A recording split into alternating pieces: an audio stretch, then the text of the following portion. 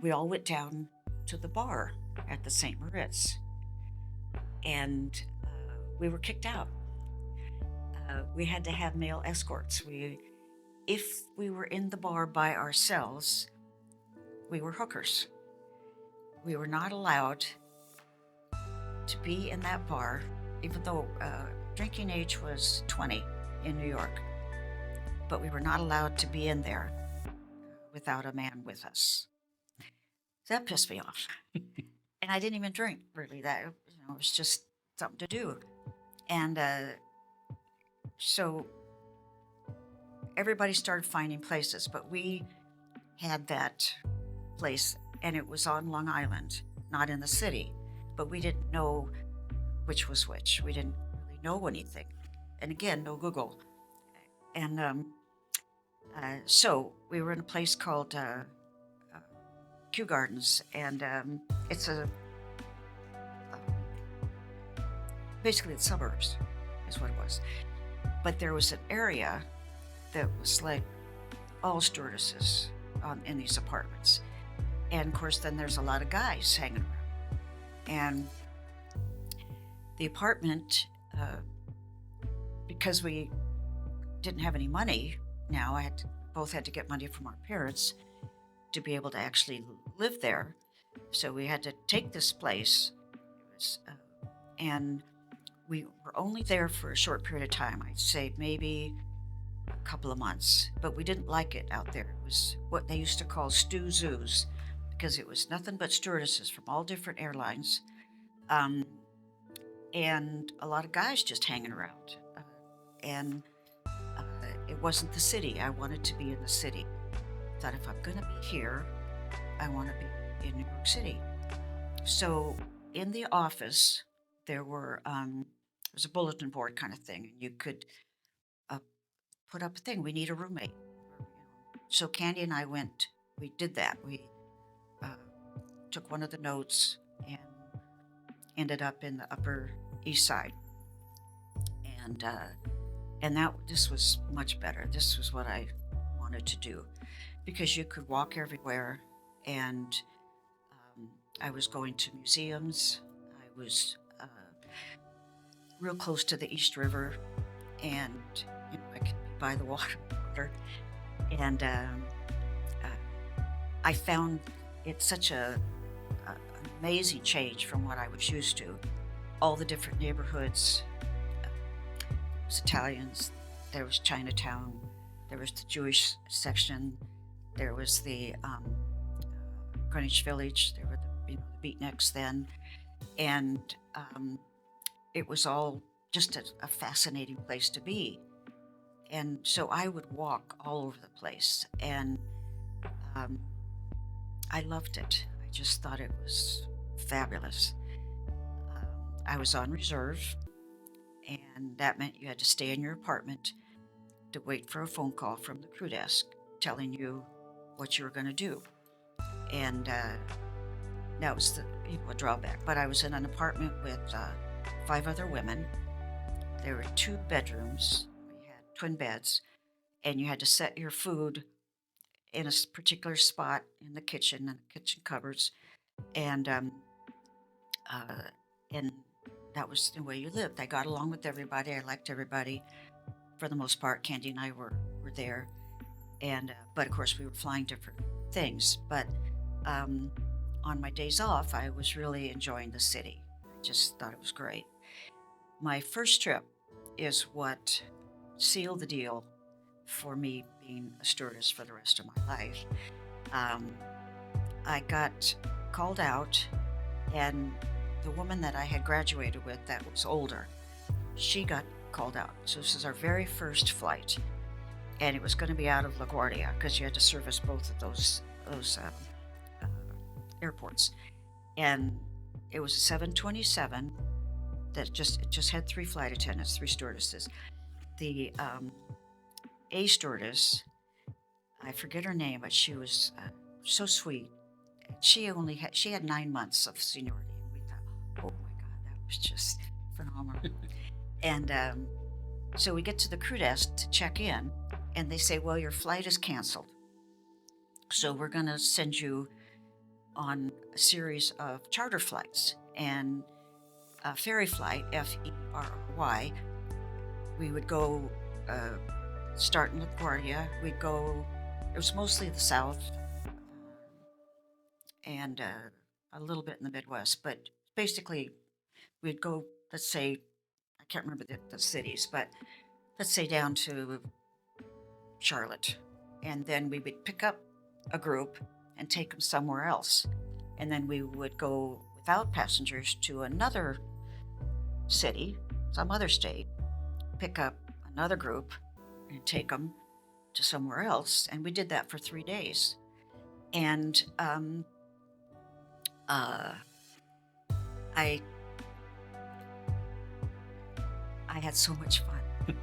I just had a blast. We all did.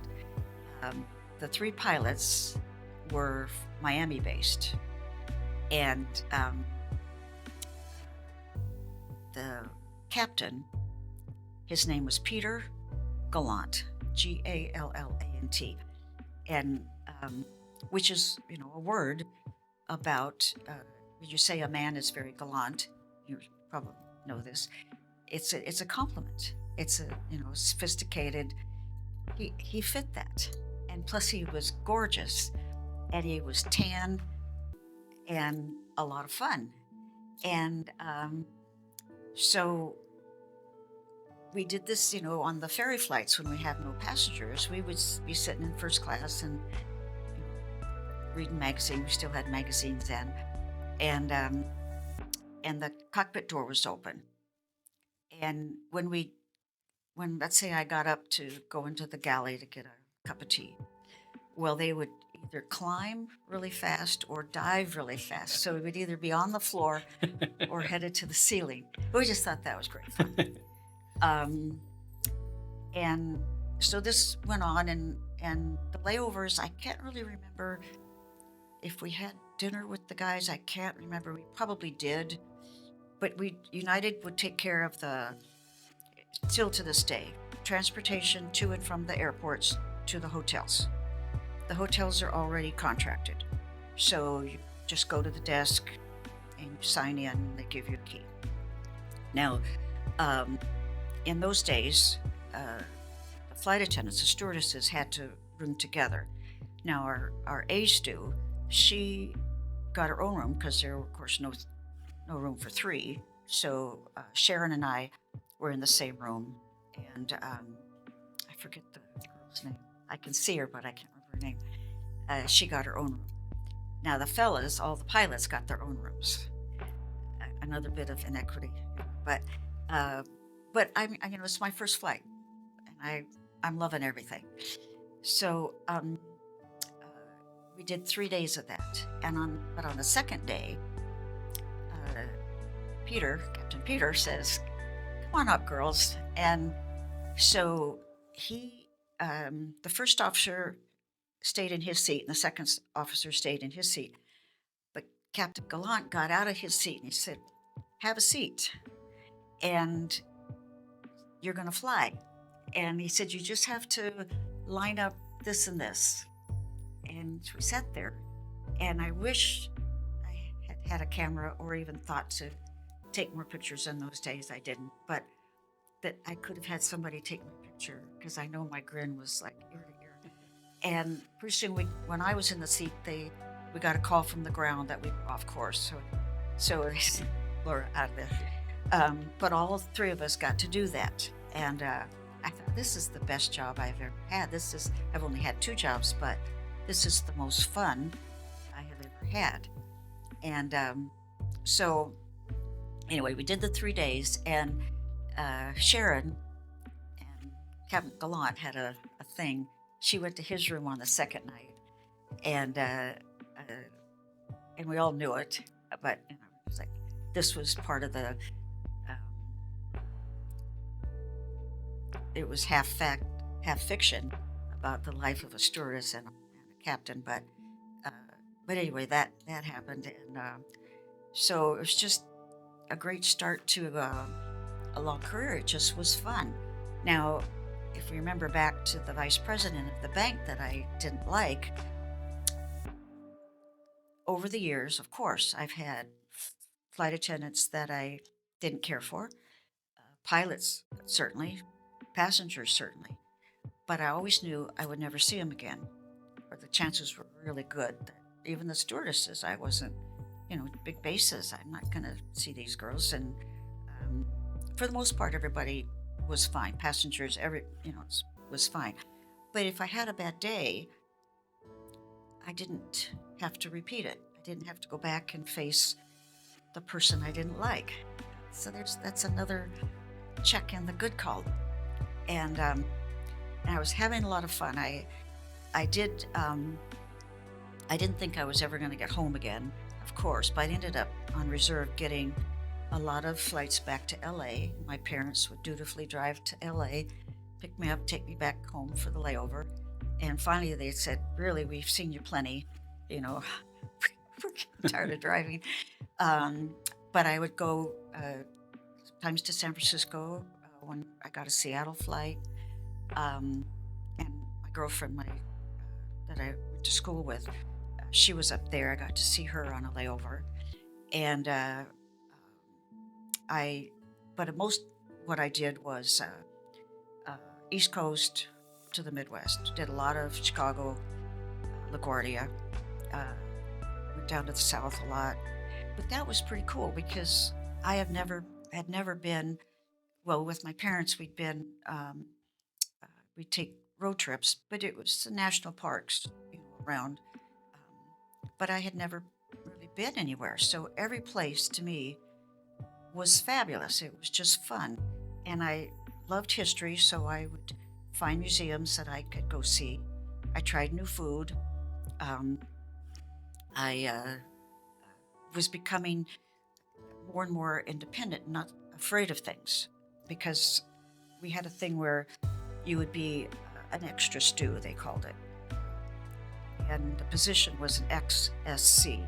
And that'd be like on the bigger airplanes, you would be part of a crew for one leg of the flights, but then they'd go on to do something else, and then you would go maybe catch up with another crew and go somewhere else. And so a lot of layovers on my own, and introducing myself, getting to know all these different other flight attendants. So it really was scary at first, really scary at first. Um, Trying to find your way to the pickup for the shuttle, the hotel shuttle, um, navigating airports, just trying to learn stuff and not get lost. And